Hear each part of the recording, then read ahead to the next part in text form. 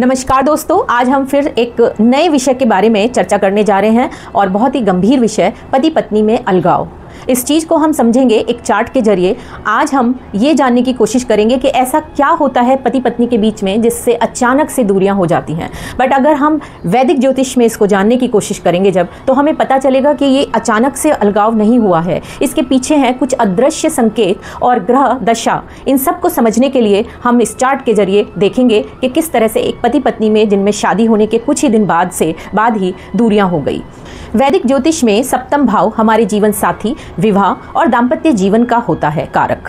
अब इस दाम्पत्य जीवन में अगर हम देखें कि अलगाव की स्थिति को, तो हमें ये देखना होगा कि ये सप्तम भाव और सप्तमेश यानी कि इस सप्तम भाव के स्वामी को अगर शनि राहु केतु देख रहे हैं या उनके साथ किसी भी तरह से संबंध स्थापित होता है, दृष्टि संबंध होता है, तो ये अलगाव की स्थिति हो सकती है। इसके अलावा जब हम ये देखें कि सप्तम भाव का स्वामी अष्टम भाव में या फिर द्वादश भाव में बैठा है, तो भी हमें यही स्थिति नजर आती है कि कुछ ना कुछ आपके दाम्पत्य जीवन में गलत होने जा रहा है। इस रिश्ते में अलगाव, दूरियां हमें दिखने लगती हैं।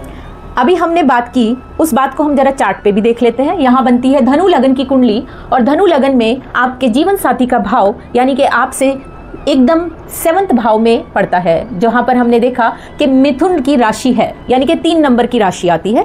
उस 3 नंबर की राशि के जो देवता हैं वो बनते हैं बुध देवता, और उनको हमने कहा जैसा कि अष्टम या द्वादश भाव में अगर बैठे हों, तो हमने देखा कि 3 नंबर की राशि के बुध देवता यहाँ पर बैठे हैं 4 नंबर की राशि में और अष्टम भाव में जाके बैठ गए हैं। उधर हमने देखा कि यहाँ पे स्कॉर्पियो राशि या फिर वृश्चिक राशि जो हमारे 12वें भाव में पड़ती है, द्वादश भाव में पड़ रही है, उसमें भी हमने देखा कि अगर ये बुध देवता जो आपके सप्तमेश है वो आपके 12th हाउस में जाकर विराजित हो जाते हैं, तो इस केस में हम कह सकते हैं कि आपके अपने पार्टनर के साथ किसी न किसी बात को लेकर अलगाव जरूर होगा, दूरियां हो सकती हैं। यही हमारा आज का विषय है।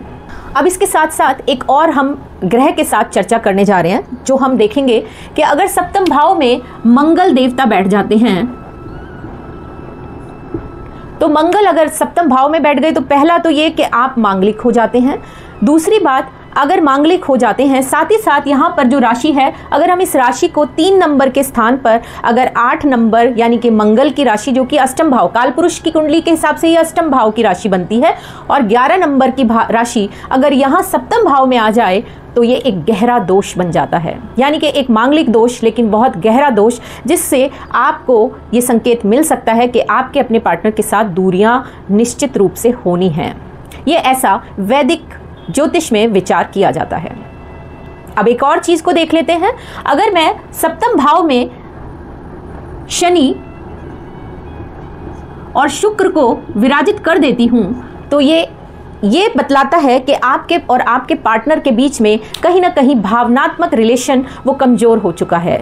ये कहीं ना कहीं फिर से हमें ये दिखा रहा है कि आपके बीच में दूरियां या अलगाव बढ़ेगा, क्योंकि शनि और शुक्र दोनों मिलकर यहाँ पर आपके रिश्ते में कमजोरियां लाएंगे। जो एक एहसास है रिश्ते का, उसकी कमी आप जरूर महसूस करेंगे।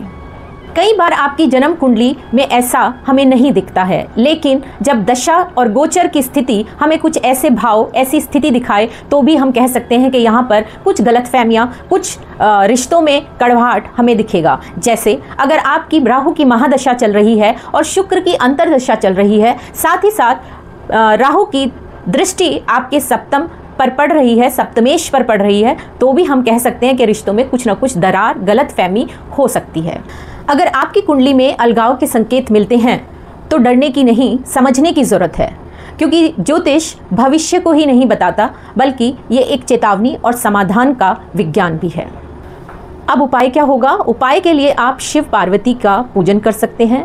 ओम नमः शिवाय का 108 बार जाप करें डेली, और नवग्रह पूजा जरूर करवाएं, नवग्रह शांति कराएं, और सप्तम भाव के कारक शुक्र का भी हम जाप करा सकते हैं। साथ ही साथ सप्तम भाव के कारक शुक्र देवता का से संबंधित दान भी दे सकते हैं, जैसे कि चांदी का दान, सफ़ेद वस्त्रों का दान, या फिर सफ़ेद वस्त्र पहनना। और साथ ही साथ जो सबसे खास है कि आप अपने वैवाहिक जीवन में संवाद को बढ़ाएं, ज़्यादा से ज़्यादा अपनी बॉन्डिंग के लिए कम्युनिकेट कीजिए। एक पॉजिटिव कम्युनिकेशन का होना भी बहुत ज़रूरी है। और याद रखें, ग्रह सिर्फ हमें संकेत देते हैं, निर्णय हम लेते हैं। विश्वास, संयम और ज्योतिष तीनों मिलकर हर रिश्ते को संजो सकते हैं। अगर आपने इस वीडियो से कुछ सीखा तो हमें लाइक करें, शेयर करें और कमेंट करें कि क्या आप भी इन संकेतों से गुजर चुके हैं।